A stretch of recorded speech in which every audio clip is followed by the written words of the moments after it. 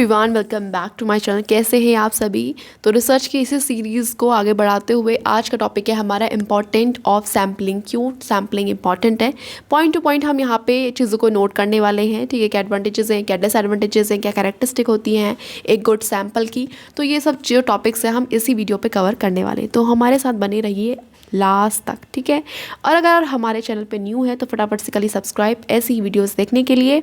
अगर आप रिसर्च से रिलेटेड और भी वीडियोस देखना चाहते हैं तो प्लेलिस्ट का जो लिंक है वो मैं डिस्क्रिप्शन बॉक्स में दे दूँगी, तो आप वहाँ से चेकआउट कर सकते हैं। ठीक है, और वहाँ पे मैंने रिसर्च की अलग से प्लेलिस्ट है, तो उसमें आपको सिर्फ रिसर्च के टॉपिक्स मिलेंगे, तो वहाँ से आप देख सकते हैं। ओके, स्टार्ट करते हैं। सबसे पहले तो सैम्पलिंग क्या होती है, कोई बता सकता है मुझे सैम्पलिंग क्या होती है। सैम्पलिंग बहुत सिंपल मैं अगर समझाऊँ तो अगर जब भी आप कोई रिसर्च करते हैं, खुद ही सोचिए। ठीक है, उसमें अगर आप अपने जो भी टॉपिक है उससे रिलेटेड अगर आप पूरा एज अ होल लेंगे चीज़ों को, तो क्या ये पॉसिबल है? क्या हमारे रिसर्च के लिए पॉसिबल है एक पर्टिकुलर जो नॉर्मल से रिसर्चर है कि वो एज अ होल पूरे यूनिवर्स को ले ले अपने सैंपल में? नहीं, ये पॉसिबल नहीं है। ठीक है, इसीलिए और इतना टाइम इतना मनी नहीं है एक पर्टिकुलर रिसर्चर के पास, तो इसीलिए हम क्या करते हैं, सैंपल लेते हैं। क्या लेते हैं? सैंपल। ठीक है, सैंपल कैसे लेते हैं? पूरा यूनिवर्स का एक पार्ट, कोई भी पर्टिकुलर एरिया, ठीक है, उस एरिया को, उसके पार्ट को हम लेते हैं अपने एज अ सैंपल के रूप में, और वहाँ से फिर हम लोग अपने रिस्पॉन्डेंट, अगले रिस्पॉन्डेंट जो भी है वहाँ से हम अपना डाटा कलेक्ट करते हैं। ठीक है, तो इसी जो प्रोसेस है, इसी की प्रोसेस, सैंपल लेने की जो प्रोसेस है, उसी को हम सैम्पलिंग कहते हैं।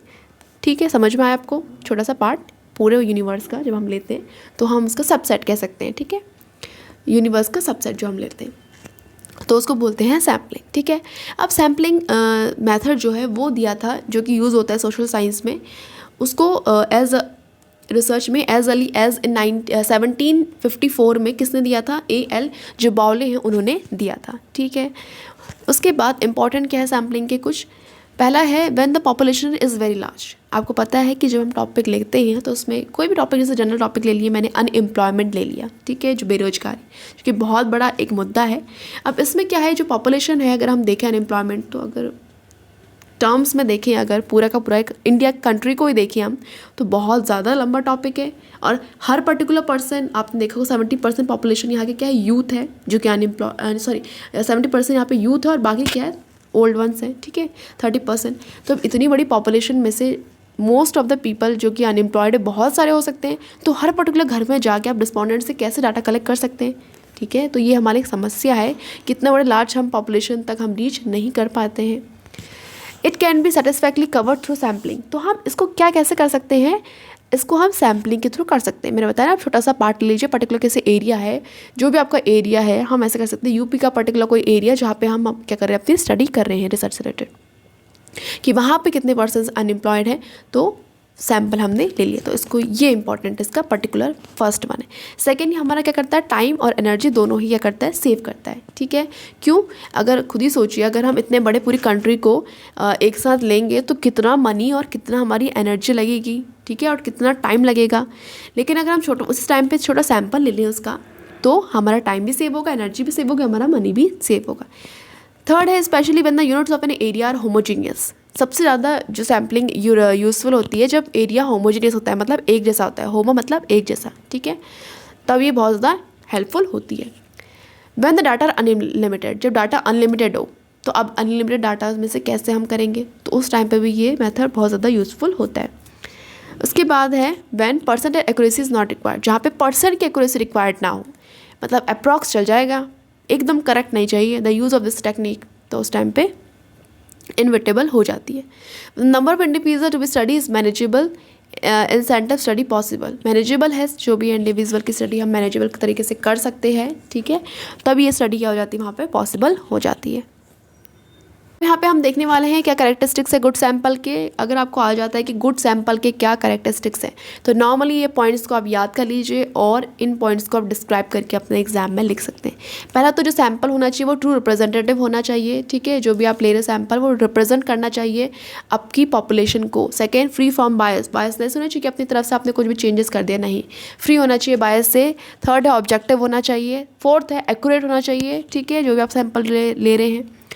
फिर है कॉम्प्रिहेंसिव होना चाहिए, इकोनॉमिकल होना चाहिए, मतलब उसमें जो मनी वगैरह लगता है वो ठीक ठाक लगे, इतना ना लगे कि भाई आप दे ही ना सकें। अप्रोचेबल होना चाहिए सैम्पल, जिससे अप्रोच कर सकें। मान लीजिए आप ऐसी जगह चले गए कि आप अप्रोच ही नहीं कर पा रहे हो सैम्पल को, तो अप्रोचेबल होना चाहिए, ठीक है। उसका जो साइज़, सैम्पल का साइज़ गुड साइज़ होना चाहिए, यानी कि आपने बहुत बड़ा साइज़ ले लिया, एक एक्यूरेट जो सही साइज़ है वो आपको लेना है। फिजिबल होना चाहिए, ठीक है, प्रैक्टिकल होना चाहिए, उसमें लेस एरर होना चाहिए गुड सैम्पल में, ठीक है, एरर कम से कम हो। तो ये सब कुछ करेक्टरिस्टिक्स थे गुड सैम्पल के। उसके बाद हम लोग देख लेते हैं क्या एडवांटेजेस सैम्पलिंग के, ठीक है, और डिसएडवांटेजेस क्या हैं। चलिए, फर्स्ट है ये हमारी कॉस्ट रिड्यूस करता है, इकोनॉमिकल होता है। Second, greater speed, less time consuming होता है। देन सेंस टेक्निक, सेंसेस में आप सब कुछ लेते हैं, पूरा लेते हैं, ठीक है, और सैम्पलिंग में आप छोटा सैंपल लेते हैं। ग्रेटर स्कोप, ठीक है, इसका जो स्कोप है वो ग्रेटर है और फ्लेक्सिबल है, सैंपल्स को आप हिसाब से चेंज कर सकते हैं, थोड़ा फ्लेक्सिबल है, रिजिड नहीं है, ठीक है, और इसमें एक्यूरेसी आने के हाई चांसेस होते हैं, high degree of accuracy due to limited area of operation. Accuracy इसलिए होता है क्योंकि जो ऑपरेशन आप करते हैं पर्टिकुलर किसी छोटा एरिया को अगर आप ले रहे तो हम ये मान के चलते हैं कि आप उसमें एक्यूरेट डाटा लेंगे, ठीक है।